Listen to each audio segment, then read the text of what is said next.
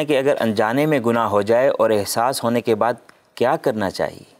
بسم اللہ الرحمن الرحیم۔ گناہ جان بوجھ کے تو کرنا بھی نہیں چاہیے۔ اگر کوئی جان بوجھ کے گناہ کرتا ہے اور معاذ اللہ گناہ کو اپنے اوپر حلال سمجھ کے کرتا ہے تو وہ دار اسلام سے خارج ہے۔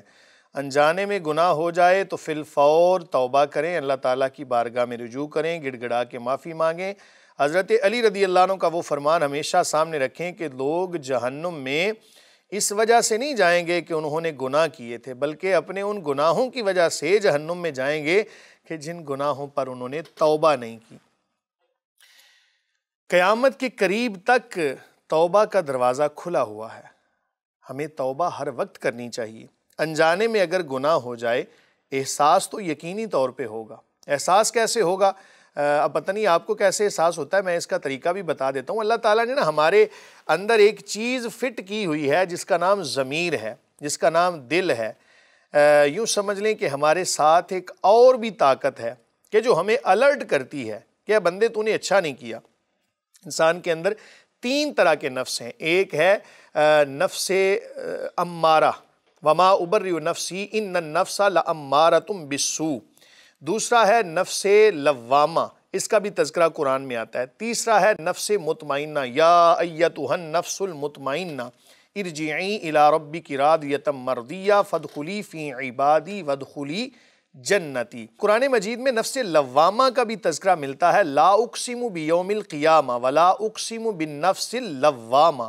تو یہ تینوں نفس جو ہیں ان کا اپنا اپنا کام ہے جناب۔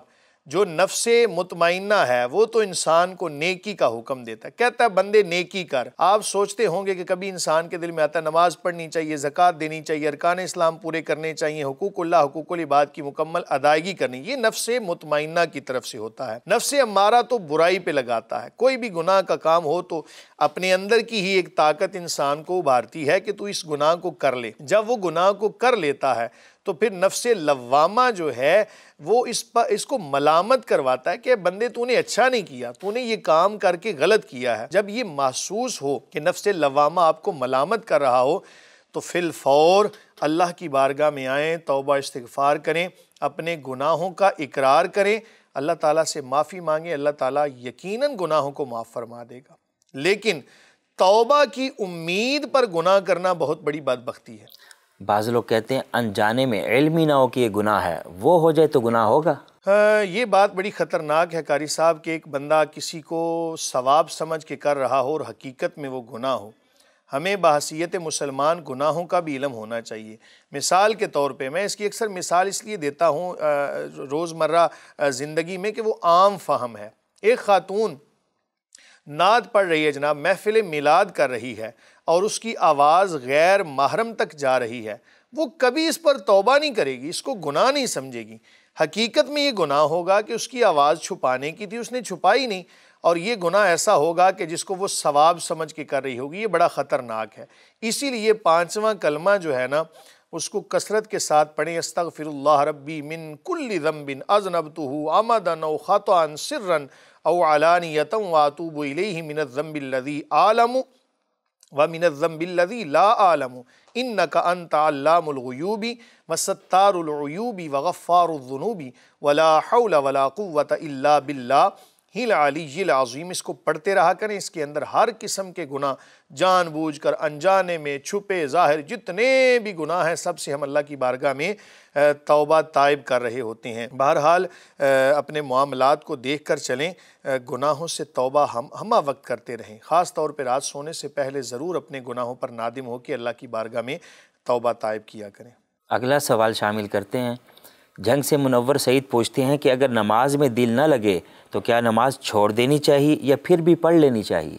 بسم اللہ الرحمن الرحیم۔ نماز میں دل نہ لگنا یہ سختی دل کی علامت ہے کہ کسی بندے کا اتنا سخت دل ہے کہ نماز کے اندر بھی دل نہیں لگ رہا۔ اور اس کی ایک وجہ یہ بھی ہو سکتی ہے، انسان کا جو دل ہے نا، ہم اکثر سنتے رہتے ہیں کہ دلوں میں خدا رہتا ہے۔ یہ جملہ صرف سمجھانے کے لیے عرض کر رہا ہوں کہ دل اللہ تعالیٰ کے نور سے منور ہے۔ اب اس دل کو جب آپ اس کی عبادت میں لگائیں گے، اگر نہیں لگ رہا نا تو سمجھ لیں کہ اس دل کے اوپر ایک گناہوں کا لبادہ آ چکا ہے۔ حضور نبی کریم صلی اللہ علیہ وآلہ وسلم فرماتے ہیں، جس کا مفہوم ہے کہ جب انسان خطا کرتا ہے، گناہ کرتا ہے، تو اس کے دل پر ایک کالے رنگ کا نشان لگا دیا جاتا ہے، ایک نقطہ لگا دیا جاتا ہے، ایک ڈاٹ لگا دیا جاتا ہے۔ پھر گناہ کرتا ہے، پھر لگا دیا جاتا ہے، پھر گناہ کرتا ہے، کرتے کرتے ایک وقت آتا ہے کہ اس کا دل مکمل طور پہ سیاہ ہو جاتا ہے، گناہوں کے اندر وہ لپٹ جاتا ہے۔ اب اس کو نہ تو جائز ناجائز کی تمیز رہتی ہے، نہ حلال و حرام کی تمیز رہتی ہے۔ اگر یہ توبہ کر لیتا ہے تو اس کا گناہ معاف ہو جاتا ہے، اللہ تعالیٰ اس کے دل کو اسی طرح چمکدار اور پاکیزہ فرما دیتا ہے۔ اس گناہوں کے زنگ کو دور کرنے کے لیے نا اللہ کی بارگاہ میں رویا کریں، آنسو بہایا کریں۔ اگر نہیں رونا آتا تو اپنے مقدر پہ رویا کریں کہ ہمیں اللہ تعالیٰ کے خوف سے بھی رونا نہیں آتا۔ بہرحال اگر نہ بھی ہو تو کم از کم رونے والی شکل ضرور بنا لیا کریں کہ یا اللہ ہم اس قدر سخت دل ہو چکے ہیں کہ ہمیں تیری بارگاہ کا خوف ہی نہیں ہے، رونا ہی نہیں آتا۔ ان تمام تر معاملات کو اور ذکر خدا کو جب ملحوظ خاطر رکھیں گے، گناہوں کی آلودگی دلوں سے دور ہوگی، دل اللہ تعالیٰ کے نور سے جب چمک جائے گا نا تو پھر عبادت کے بنا گزارا ہی نہیں ہوگا۔ تو بہرحال نماز کے اندر دل نہ بھی لگے تب بھی عبادت کرنی ہے، وہ چھوڑنا جائز نہیں ہوگا۔ میں امام غزالی علیہ رحمہ کا ایک فرمان آپ کو سنا دیتا ہوں۔ حضرت امام غزالی بڑی پیاری بات فرماتے ہیں، حجت الاسلام ہے۔ آپ نے فرمایا، آپ سے کسی نے سوال کیا حضور عبادت میں دل نہیں لگتا تو کیا نماز چھوڑ دوں؟ یہ بے نے ہی سوال کیا تو آپ نے فرمایا کہ کیا تو سکون کے لیے نماز پڑھتا ہے یا اللہ کے لیے نماز پڑھتا ہے؟ ہاں جی، اللہ تعالیٰ کے لیے۔ فرمایا جس کو نماز میں سکون حاصل ہوگا وہ تو اپنے سکون کو طلب کر رہا ہوگا، اور تیرے لیے تو زیادہ بہتر ہے کہ تیرا دل نہیں بھی لگ رہا تو اللہ تعالیٰ کے لیے خالص عبادت کر رہا ہے۔ اصل عبادت تو ہوگی تب کہ سکون نہ بھی مل رہا ہو تب بھی نماز کو ادا کرے، اور اگر نماز میں سکون نہیں مل رہا تو سکون سے نماز ادا کر کے دیکھنا، اس میں بھی بڑی کامیابیاں ہیں۔ تو آخری بات عرض کروں گا، وقت میرے پاس قلیل ہے، پروگرام کا ٹائم ختم ہونے والا ہے۔ یاد رکھیں کہ انسان کا دل اس طرح ہے کہ اللہ تعالیٰ کی تجلیات ہمیشہ آسمان سے زمین کے اوپر نازل ہو رہی ہیں۔ اب انسان کے دل کے اندر وہ صلاحیت ہونی چاہیے کہ وہ تجلیات بارگاہ خداوندی کو قبول کرنے کی صلاحیت رکھتا ہو۔ اس کی مثال دیتا ہوں، ایک سولر پلیٹ ہے، آسمان سے جو زمین پر سورج کی روشنی آتی ہے اس کے اندر کرنٹ ہے، انرجی ہے، الیکٹریسٹی کہہ لیں اس کو، یا جو بھی جملہ آپ دینا چاہتے ہیں، انرجی۔ اب آپ اس کے سامنے جناب سولر پلیٹ کریں اور اس کے اوپر پردہ ڈال دیں تو کیا اس سے کوئی انرجی حاصل ہوگی؟ یقیناً نہیں ہوگی۔ اگر آپ چاہتے ہیں نا کہ اس سولر پلیٹ سے وہ اس انرجی کو حاصل کرنا تو اس پردے کو ہٹائیں۔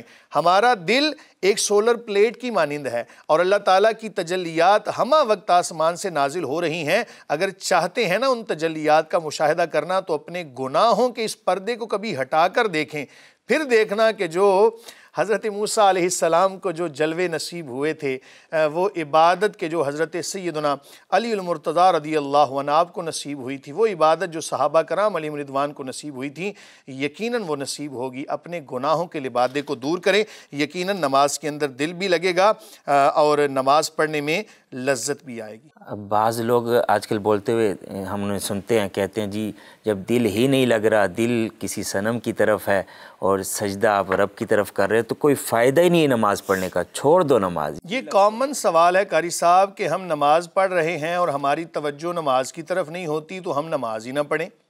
بھائی جب کوئی غلطی ہو تو اس غلطی کو دور کیا جاتا ہے، نہ یہ کہ اس کام کو ہی چھوڑ دیا جائے۔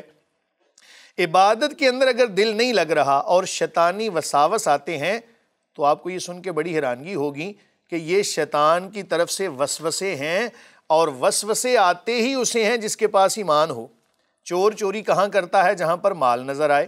تو شیطان بھی حملہ وہیں پہ کرے گا نا جہاں ایمان کی دولت ہوگی۔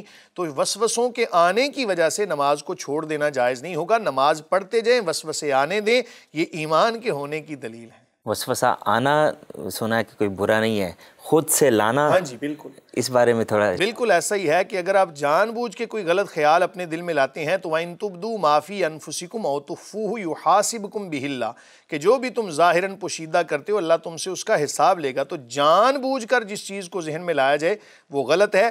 ایسے ہی کوئی خیال آنن فانن آ گیا، آپ نے اس کو دور کر دیا، تو ایسی صورت میں بڑی اچھی بات ہے کہ آپ نے شیطان کے حملے کو زیر کر دیا اور اللہ کی عبادت میں لگے رہے. بہت شکریہ مفتی صاحب، آپ سب احباب کا بھی بہت شکریہ.